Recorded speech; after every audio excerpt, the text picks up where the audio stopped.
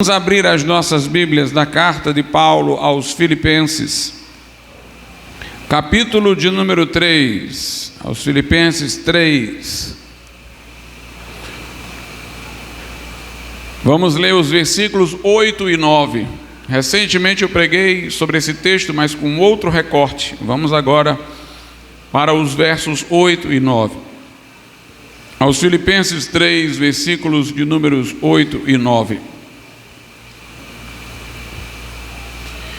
E na verdade tenho também por perda todas as coisas, pela excelência do conhecimento de Cristo Jesus, meu Senhor, pelo qual sofri a perda de todas estas coisas e as considero como escória, para que possa ganhar a Cristo, e seja achado nele, não tendo a minha justiça que vem da lei, mas a que vem pela fé em Cristo, a saber, a justiça que vem de Deus pela fé.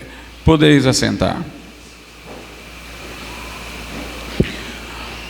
A Bíblia nos ensina, irmãos, que a revelação de Deus se divide em duas partes: a lei e o evangelho.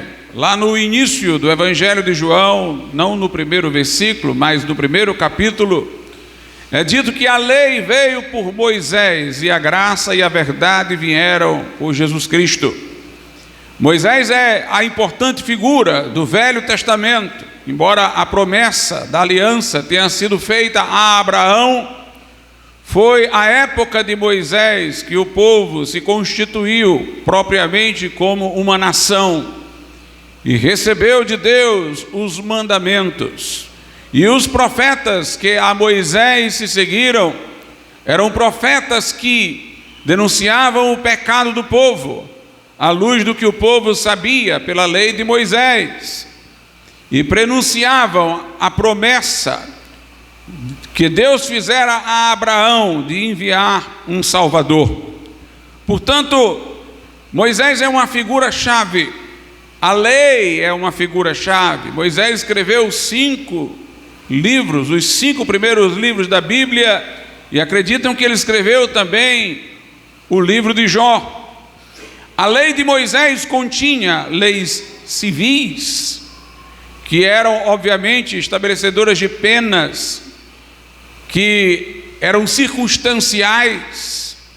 Por exemplo, muitas das penas capitais deviam-se a que naquele tempo, por exemplo, o povo nômade caminhando no deserto, mais adiante estabelecido na terra com muita dificuldade, depois retirado e retornado, não construía obviamente presídios. Então a pena tinha que ser algo de execução imediata. O processo civilizatório hoje nos permite recolher presos em presídios, de maneira que podem ser apenados e têm a oportunidade de viver, inclusive da nossa perspectiva, para que cheguem ao arrependimento. Mas as penalidades estabelecidas eram aquelas que Deus determinou como necessárias para aquele contexto de vida. Existiam leis civis para a nação de Israel, a qual Deus se revelou. Existiam leis cerimoniais que traziam em seus ritos, muitos deles, a maioria, incluindo sacrifícios, uma prefiguração do sacrifício futuro de Jesus Cristo, que faria expiação por nossa culpa, que garantiria, pelo verter de seu sangue na cruz, a nossa reconciliação com Deus. E os sacrifícios cíclicos, repetidos em certos períodos e para determinadas condições, eram para manter a memória do povo no evento futuro, na consumação dos nossos pecados na cruz, onde se abriria a porta do perdão e da graça. Mas havia a lei moral, aquela que não era circunstanciada como as leis civis, não era temporária como os ritos cerimoniais que caducariam com o cumprimento do que eles representavam, A lei moral representa a ordem moral que Deus constituiu no mundo quando o criou. Deus estabeleceu leis físicas que ordenam o mundo natural. Essas leis não são leis prescritivas, elas não dizem o que deve ser feito, elas são descritivas. Elas estabelecem o que ocorre. Presente determinadas causas, seguem-se determinados efeitos sob certas condições. Mas a lei moral foi feita para o homem. Isso não quer dizer que o mundo não humano estivesse fora do âmbito moral. Na medida em que tudo que fora criado estava sob a liderança do homem, as escolhas do homem, ou seja, escolhas que poderiam ser moralmente certas ou erradas, iriam interferir na ordem inteira da criação. Animais não são julgados moralmente, porquanto agem por instintos, não têm consciência, não podem ser responsabilizados eticamente, mas o ato pecaminoso de Adão trouxe consequência também para o mundo animal. A terra foi maldita por causa do homem, e através do homem, portanto, o restante da criação tinha uma participação também nessa ordem moral, uma participação indireta.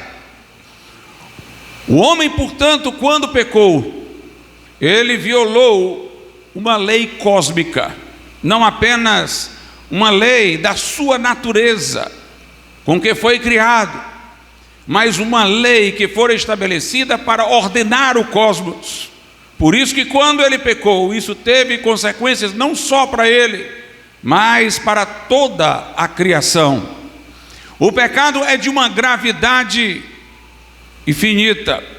Homens brincam com o pecado, se entretêm com o pecado, fazem do pecado objeto de piada e diversão. Mas o pecado é o desastre do mundo. A Bíblia diz: a alma que pecar, essa morrerá.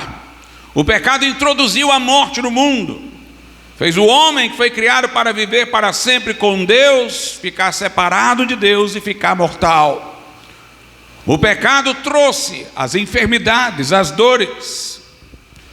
E o pecado cometido pelo primeiro homem, que não tinha por que pecar, fora criado em inocência, não tinha inclinações ruins, estava apenas sob um teste de fidelidade e gratuitamente desobedeceu. O pecado naquele homem diminuiu suas energias morais. Quando o homem foi expulso do jardim, separado de Deus, sua natureza também faliu. O que eu quero dizer é que as energias para se erguer e fazer aquilo que é certo, elas foram mitigadas, elas foram destruídas, de maneira que os homens se planejam para fazer boas coisas, mas se perdem no caminho de sua execução. Políticos começam a carreira idealistas, depois se tornam corruptos. Homens fazem discursos belíssimos do ponto de vista moral, indicando que sabem o que é certo e errado, mas depois se tornam hipócritas ao descumprir os seus próprios discursos. Pessoas começam obras de filantropia para fazer o bem, mas depois, quando começam a receber muitas doações, começam a ver naquilo ali um caminho para eles crescerem economicamente, e o altruísmo se converte em egoísmo. Portanto, há uma fraqueza moral. A Bíblia, entre outras palavras que usa para o pecado, fala de fraqueza. A lei estava fraca para nos salvar por causa da nossa carne. Na verdade, a fraqueza não era da lei, era da nossa carne. Jesus morreu por nós quando éramos fracos, diz Paulo aos Romanos. Assim como um homem que passou muito tempo sem se alimentar, está enfermo, enfraquecido, ele não tem ânimo para se levantar e para fazer o que habitualmente faz, porquanto está fraco, assim também o homem desidratado moralmente, faminto, de graça. Ele não tem as forças para fazer o que deve fazer. Logo, a lei de Deus foi dada pelo Senhor, já com a ciência de que o homem não iria cumpri-la, mas ela teria um papel importante no curso da revelação. Ela deveria ser um instrumento para dar o diagnóstico da condição humana. Deveria ser o espelho para o homem enxergar aquilo que, se auto-observando, não via. Deveria ser a luz para o homem ver aquilo que ele não enxerga no escuro, sua própria maldade, a obscuridade de seu próprio coração. Paulo diz em Romanos, no capítulo de número 3, que pela lei de Deus vem o pleno conhecimento do pecado. Ela não funcionaria como remédio, mas funcionaria como diagnóstico. Ela viria para que o homem pudesse se aperceber de quão pecador era. Curiosamente, os religiosos fariseus batiam no peito e diziam serem cumpridores da lei, porque interpretavam a lei de maneira a diminuir o rigor dela ao nível de sua própria experiência, em vez de eles colocarem em seu real patamar e verem que estavam aquém dela. Jesus os desmascarou quando disse: ouvistes que foi dito, não adulterarás, eu vos digo, quem olhar para uma mulher com um olhar impuro que não é a sua, já adulterou. Ouvistes que foi dito, não matarás, eu porém vos digo, quem odiar o seu próximo, já é assassino, já o matou. Jesus disse que os fariseus eram hipócritas, como sepulcros caiados. Reformavam o exterior, mas no interior havia inveja, havia orgulho, havia desejo de autossatisfação, havia desejo de aplausos. Jesus usou a lei para eles da forma como eles não usaram para si. Jesus, quando os confrontou com a interpretação da lei em todo o seu rigor, mostrou a eles para que a lei realmente servia. Por isso eles foram tão intensos na sua rejeição a Jesus, porque Jesus era uma luz que os denunciava. A presença de Jesus os incomodava. Jesus era o verdadeiro cumpridor da lei, e eles, comparado a Jesus, podiam ver que não eram cumpridores, como Jesus o era. E portanto a lei foi dada para esse fim. Nós devemos ser diligentes em considerar a lei, em considerar a gravidade do pecado, em considerar que nossa responsabilidade não é só sobre o vizinho, ou perante o vizinho, melhor dizendo. Nossa responsabilidade é perante Deus, que tudo vê, que tudo enxerga, que tudo sabe, que prescruta as profundezas do coração. Logo, a Bíblia diz que se dependesse das obras, nenhuma carne se salvaria. Pelas obras da lei, nenhuma carne será justificada, diz a Escritura. Todos pecaram e destituídos estão da glória de Deus. O que significa ser justificado? É um termo forense, judicial. Na Bíblia sempre aparecem em oposição à condenação. Lá em Romanos 8 diz: quem tentará acusação contra os escolhidos de Deus, Deus os justifica. Quem os condena?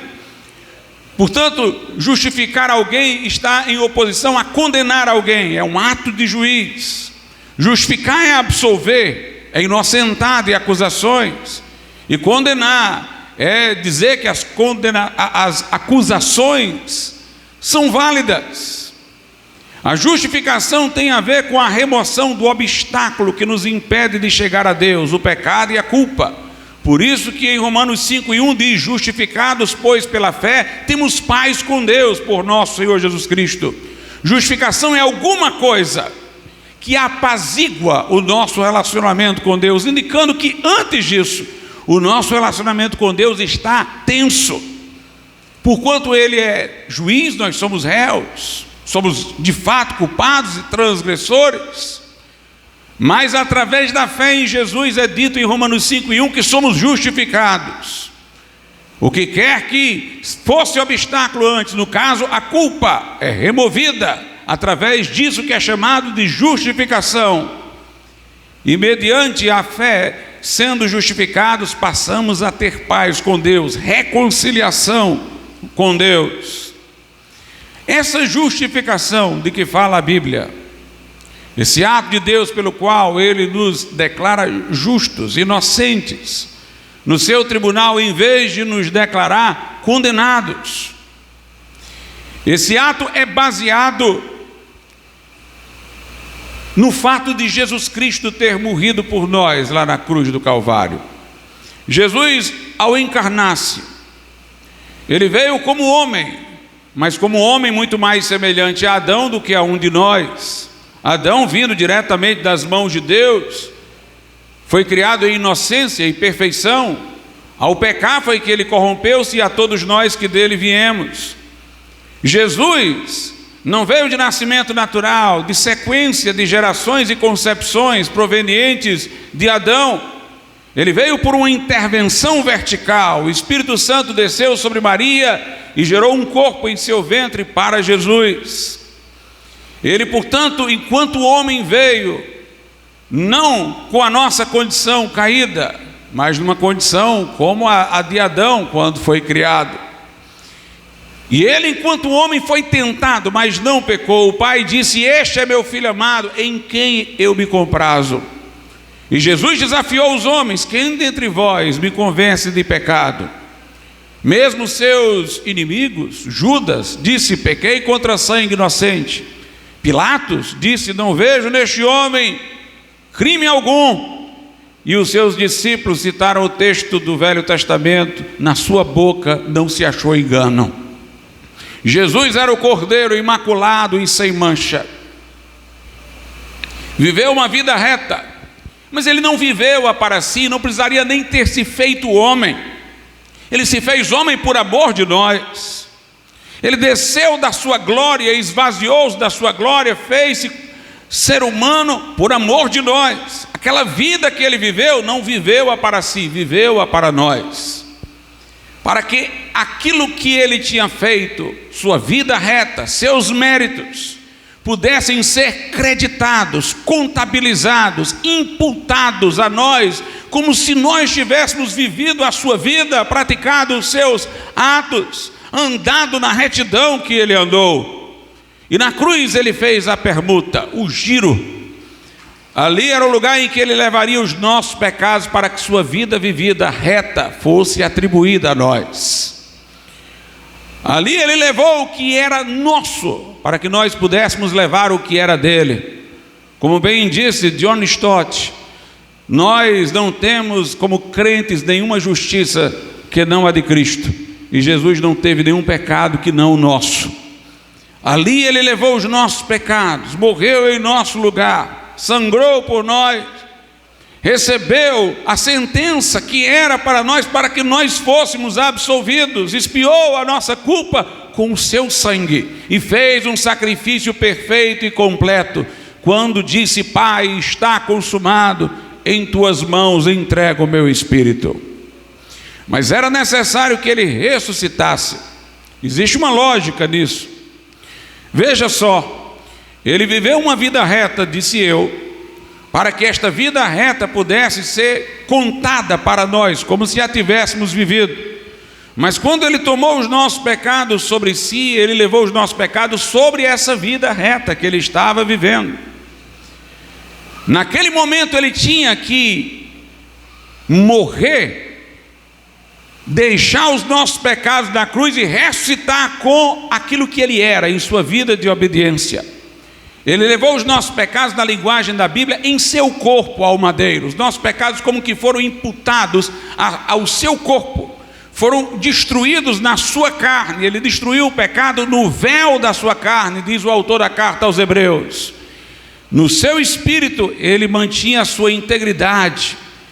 Por isso que a Bíblia diz: ele foi justificado em espírito, 1 Timóteo 3,16. Mas na carne ele levou os nossos pecados. Aquele justo agora estava sendo visto como pecador. Para que sua vida justa pudesse ser vista por Deus a nosso favor, ele tinha que também ter o corpo destruído ali na cruz, e ali os nossos pecados vencidos. para que ele ressuscitasse sem essa casca, sem esse manto do pecado que levou sobre si. E agora, estando diante de Deus, Deus nos enxergasse olhando para ele. Por isso que quando oramos, oramos em nome de Jesus. Pai, nos atende como Jesus que está aí do teu lado. O Pai olha para o Cristo ressuscitado e não vê nele mancha, mas vê as marcas dos cravos para dizer que os nossos pecados já terminaram na cruz. Por isso que em Romanos, a Bíblia Sagrada diz o seguinte: carta aos Romanos, capítulo de número 4, a partir do versículo de número 23, fala que Abraão foi justificado pela fé, e então diz que isso vale para nós também.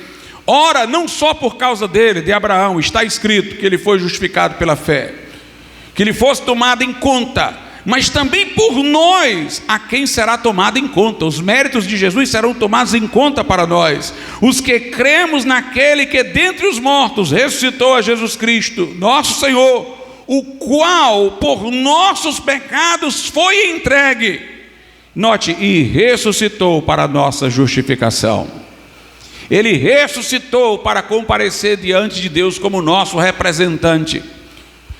Jesus é como se fosse o óculos de Deus. Se eu pegasse um óculos cuja lente fosse vermelha e colocasse, eu veria tudo vermelho. Então é como se Deus Pai tivesse lá em cima em Jesus Cristo um óculos. Ele olha para nós através de Jesus e ele nos vê justos diante dele através de Jesus. Ele ressuscitou para a nossa justificação. Somos justificados então pela justiça de Cristo, não por nossa própria justiça. Quando a Bíblia diz, creu Abraão em Deus, isso lhe foi imputado como justiça, não entendam que a fé é a justiça de Abraão, não. A fé ali aparece de maneira metonímica. Creu Abraão em Deus, e isso, o crer é o conteúdo, a crença, aquilo no que ele creu. O objeto de sua fé é Cristo crucificado, ressuscitado. Jesus lhe foi imputado como justiça. Está se falando da fé, mas metonimicamente está se referindo ao objeto da fé. Ele creu e a crença dele, o conteúdo da crença dele, que é Jesus, se tornou para Abraão a sua justiça. O texto que nós lemos mostra que nossa justiça vem de fora. Lá em Filipenses, voltemos lá para a passagem que nós lemos. Na carta aos Filipenses 3, o verso 8 mostra que a fé salvífica, ou a fé pela qual somos salvos, não é a fé da boca para fora. Não é a fé daquele que diz, eu acredito em Deus, isso e nada lhe afeta. Não é um mero assentimento intelectual, aquilo que é ensinado na escola dominical, num catecismo, seja o que for. A fé salvífica é aquela que se apega a Cristo. É aquela onde o homem descobre que nele não habita bem algum, então ele se despreza. E, na verdade, ele olha para Cristo que por ele morreu e se apega totalmente a Cristo. A fé nos tira de nós e nos coloca em Cristo. A fé nos faz colocar tudo que somos em plano secundário, porque Jesus se torna tudo para nós. A fé salvadora não é uma fé numa doutrina sobre Jesus, é uma fé na pessoa de Jesus. Não é uma fé da cabeça que reconhece um ensino meramente, é a fé do coração. Se em teu coração creres, o meu coração onde palpita quem eu sou, salta na direção de Jesus. Então diz aí no verso 8, e na verdade, diz Paulo, também tenho por perda todas as coisas, quer dizer, tudo que antes me era aprazível, tudo que antes era de valor para mim, agora perdeu o valor, perdeu tudo diante do que eu conheci de Cristo. Então ele diz, e na verdade tenho também por perda todas as coisas, pela excelência do conhecimento de Cristo Jesus, meu Senhor, pelo qual sofri a perda de todas estas coisas e as considero como escória para que possa ganhar a Cristo. Não há fé salvadora sem arrependimento de pecados. Não há fé salvadora sem contrição pelas transgressões passadas. Não há fé salvadora sem o homem lamentar o estado falido de seu próprio coração. Não há fé salvadora sem vergonha dos atos outrora praticados. A verdadeira fé, irmãos, despreza os descaminhos do passado, despreza até aquelas coisas lícitas, mas que foram valorizadas inadequadamente no passado. E a fé salvadora se agarra a Cristo. Estou pronto a perder no meu coração todas as coisas para ganhar a Cristo. E aí diz Paulo no verso 9: e seja achado nele. Quer dizer, ele está querendo dizer o seguinte: quando Deus me procurar, eu quero ser achado em Cristo. Eu não quero ser achado como eu sou. Eu não quero ser achado em minha própria condição, onde ainda reside imperfeição, onde eu ainda tenho débitos com Deus. Mesmo o apóstolo Paulo, um homem tão santo, ele diz: eu quero ser achado nele, quero ser achado em Cristo. Eu quero que Deus me encontre como alguém em Cristo, me veja através de Jesus, não tendo a minha justiça que vem da lei, não tendo justiça própria que procede da lei. Eu não sou um cumpridor da lei no grau de exigência que Deus o requer. Eu ainda tenho debilidades, eu não tenho justiça própria baseada na lei para merecer o favor de Deus. E seja achado nele, não tendo a minha justiça que vem da lei, mas a que vem pela fé em Cristo, a saber, a justiça que vem de Deus pela fé. Note, a justiça pela qual somos justificados, ela vem de fora. Nós não a temos como justiça própria, nossa. Como diz lá em Efésios 2:8, pela graça sois salvos por meio da fé, e isto não vem de vós, é dom de Deus, vem de fora. Tiago diz que toda boa dádiva e todo dom perfeito, completo, acabado, vem descendo do Pai das luzes, em quem não há mudança e nem sombra de variação. A justiça pela qual somos justificados não vem de nós, não vem das nossas obras, vem de Deus, vem de fora, vem de Cristo. É a justiça imputada de Cristo, a saber, a justiça que vem de Deus pela fé. A justiça pela qual somos salvos é a de Cristo e não nossa. Isso fica claro na segunda epístola de Pedro 1, verso 1, que diz assim: Simão Pedro, servo e apóstolo de Jesus Cristo, aos que conosco alcançaram fé igualmente preciosa, note, pela justiça do nosso Deus e Salvador Jesus Cristo. A justiça pela qual fomos salvos é a justiça de Jesus, é a justiça do nosso Deus e Salvador Jesus Cristo, não é nossa. Lá em 2 Coríntios, capítulo de número 5, versículo de número 21, diz assim: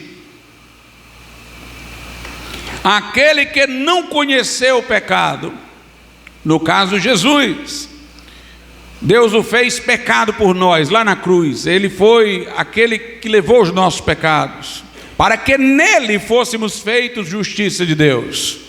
Ele se fez pecado por nós, para que nele, na justiça dele, fôssemos salvos, para que nele fôssemos feitos justiça de Deus. E aqui tem uma coisa interessante: a doutrina da justificação pela fé exclui as obras e o mérito, e atribui a salvação integralmente à graça de Deus, ao que Jesus Cristo fez na cruz, à pessoa de Jesus. Somos salvos por uma justiça alheia, somos salvos por uma obra alheia, somos salvos por um Salvador. Somos salvos por Jesus, não por nossas obras, méritos, por graça, mediante a fé. No entanto, essa doutrina, que exclui as obras para a nossa salvação, ela é o que dá movimento à nossa santificação. Entendam, se eu fosse salvo pelas obras, eu estaria toda hora me observando, eu estaria toda hora prescrutando: eu já fiz as obras suficientes? Lutero, antes de se converter, saía de uma confissão sempre angustiado: será que eu confessei todos os meus pecados? Nós viveríamos na introspecção, na autoobservação, estaríamos olhando para nós mesmos. Mas porque não somos salvos pelas nossas obras, nós estamos olhando para Jesus. Estamos tão maravilhados pelo que Ele fez na cruz. Estamos tão encantados por saber que Ele está agora à destra de Deus como nossa justiça, que nossa vida agora é contemplar a Cristo. Eu estou numa devoção de eterna gratidão, olhando para aquela justiça para a qual eu fui salvo.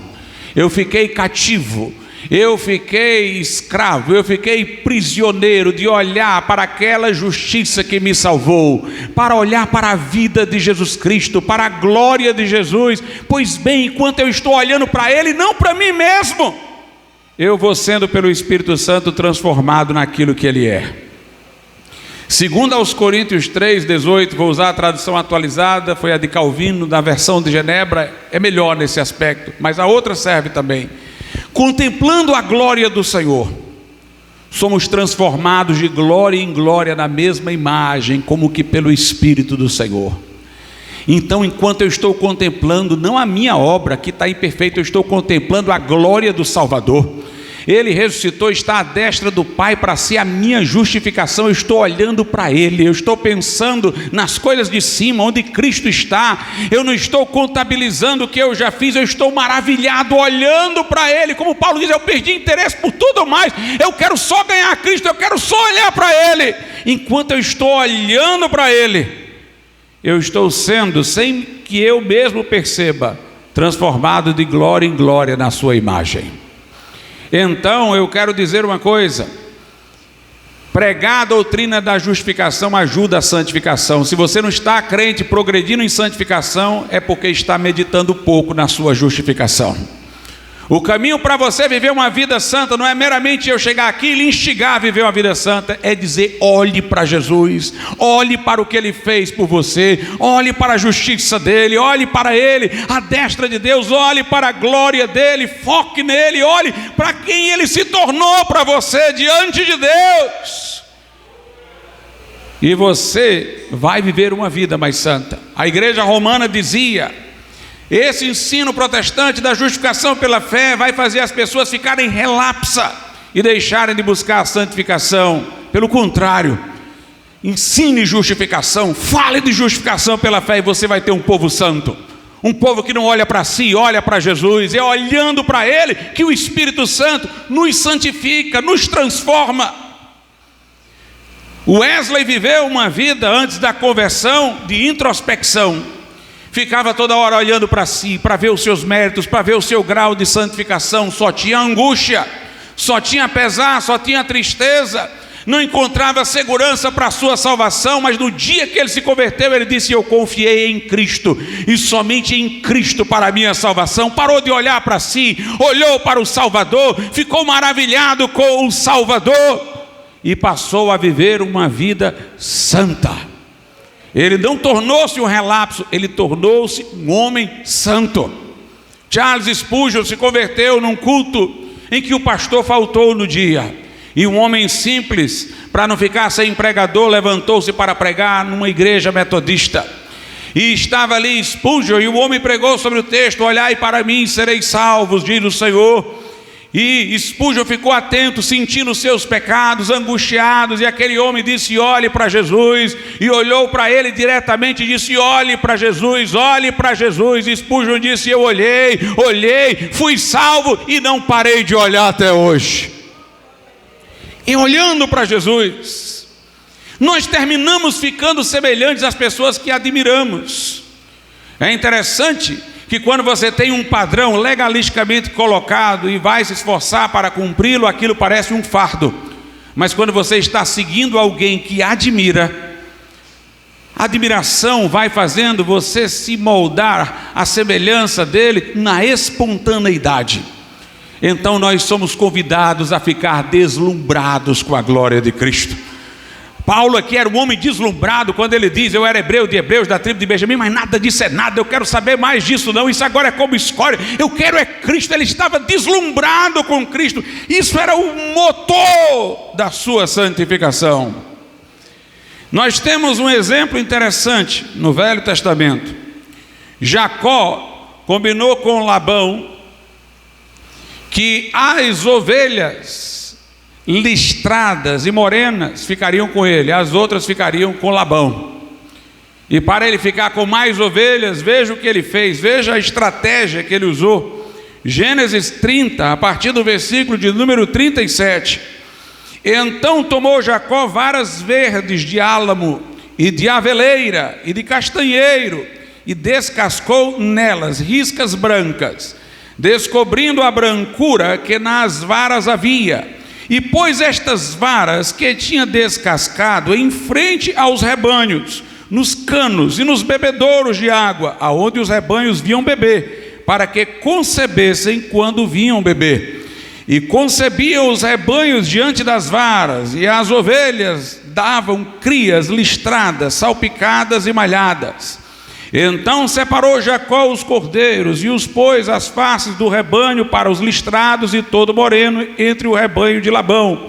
E pôs o seu rebanho à parte, e não os pôs com o rebanho de Labão. E sucedia que cada vez que concebiam as ovelhas fortes, punha Jacó as varas nos canos diante dos olhos do rebanho, para que concebessem diante das varas. Mas quando era fraco, o rebanho não as punha. Assim as fracas eram de Labão e as fortes de Jacó. Então Jacó fez uma estratégia visual.